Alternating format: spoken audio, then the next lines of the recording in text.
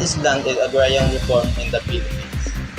Land reforms refers to a wide variety of programs and measures usually by the government to bring about more effective control and use of land for the benefit of the community. Land reform generally comprises the takeover of the land or stand from big landlords with compensation and transfer it to small farmers or landless workers. It aims at changing the agrarian structure to bring equity and increase the productivity. The structure includes both the relationship of man to his land and man's relationship with others, tenant and landlord. Agrarian reforms is more complex. Along with the land reform, it also includes measures to modernize and agricultural practices and improving the living condition of everyone within the entire agrarian community. It includes various supports to agricultural education, the establishment of cooperatives, development of institutions to provide agricultural credit and other inputs, processing and marketing agricultural produce, and establishment of agro-based industries and others. The desire to obtain social justice and full development of the dignity of man within given situation of land reform has gained great importance across the years in many countries of the world, especially in agricultural countries. One of the effects of colonizing periods was the concentration of land holdings in the hands of the law. These few people, whom they call as landlords or cacique, have yielded tremendous influence in the social and economic life of the nation that they had been able to dictate to their dependents, the tenants and their families, to such matters as to whom to vote for in political elections. They have also influenced political action in various ways in order to maintain the status quo. Spanish era 1565 to 1898. During the Spanish colonial period, lands were divided and granted to encourage Spanish settlers or reward soldiers who reserved the crown. These were called encomendas. The condition of this grant state that the encomendero must defend his encomenda from extreme attack, maintain peace and order within, and support the missionaries. In consideration of this service of the encomendero acquired the right to collect the tribute from the Indios in the amount and from determined of the royal government. The encomienda system was originally established more of the benefit of the natives than the encomenderos. Thus their letter could not be called the laws because they were considered protectors, advocates, and tutors of the natives. The system, however, generated into abuse of power by the encomenderos. The tributes they were authorized to collect soon become land rents, and the people living within the boundaries of the encomendera become tenants. Republic Act 6657. Accordingly, the centerpiece of the Cory Aquino administration was the launching of the Comprehensive Agrarian Reform Law by virtue of Proclamation 131 and Executive Order 229, which was signed by President Cory Aquino on July 22, 1987. The latter provided the mechanism needed initially to implement the CARP. The implementation of the CARP is supported into law by the enactment of Republic Act 5657, otherwise known as the Comprehensive Agrarian Reform Law, which was signed by President Aquino on June 10, 1988. Thus, all matters involving the implementation of agrarian reform are now governed by the said Act. Existing laws such as RA 3844 as amended, PD 27, and other laws consistent with the Act shall have only supplementary effect. Executive Order Number 129-8 provided for the strengthening of the DAR as the lead agency responsible for the implementation of CARP.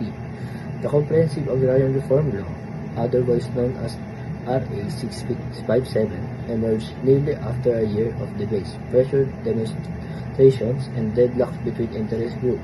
President Aquino signed it on June 10, 1988, and it became effective on June 15, 1988. Since then, various measures were adopted to facilitate CARP implementation such as coordinating mechanisms, information dissemination, and initial registration of landowners and farmers, beneficiaries, to strengthen CRP and speed up implementation. President Aquino issued in June 1990. Manuel Rojas, 1946 to 1948. Republic Act No.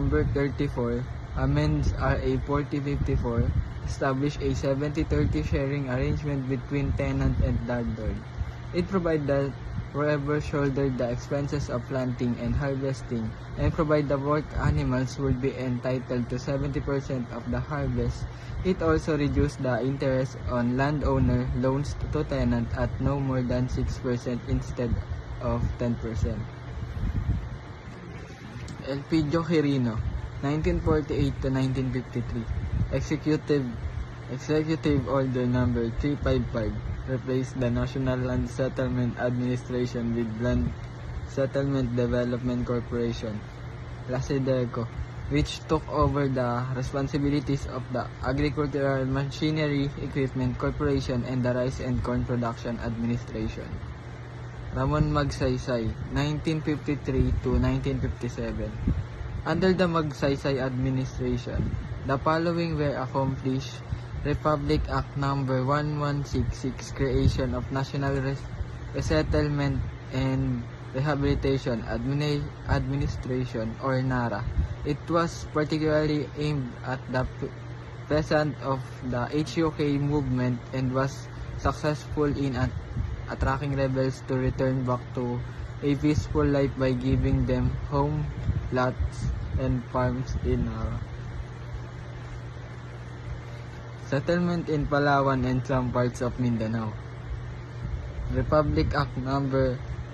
1199, Agricultural Tenancy Act provides security of tenure for tenants. It's also granted tenants the choice of shifting from shared tenancy to leasehold. It also created the Courts of Agrarian Relations. Republic Act No. 1400, Land Reform Act provided for acquisition of land tenanted rice and corn lands over 200 hectares if owned by individuals, 600 hectares if owned by corporations. Pre-Spanish era. Before the Spaniards came to the Philippines, the Filipino social system was feudal, like a feudalistic system in the medieval Europe. A warrior class existed bound by the fealty to a warlord. This class lived on the labor of the serfs and slaves, but in the exchange, this warrior class protected them and exercised a ready thought rough kind of justice. Within the Filipino social structure, or the datus, or chiefs, comprised the nobility or maharlikas. Then, there are the timawas, or freemen, followed by the aliping namamahay, or serfs, and aliping sagigilid, or slaves. The freeborn did not pay tributes or taxes to the datu, but were bound to follow him to war. They provide their own weapons and gears, manned the cars when they set sail, built their houses, and planted their rice field. The serf served his masters or lord, who may be a datu or someone else who is a maharlika, and tilled his land.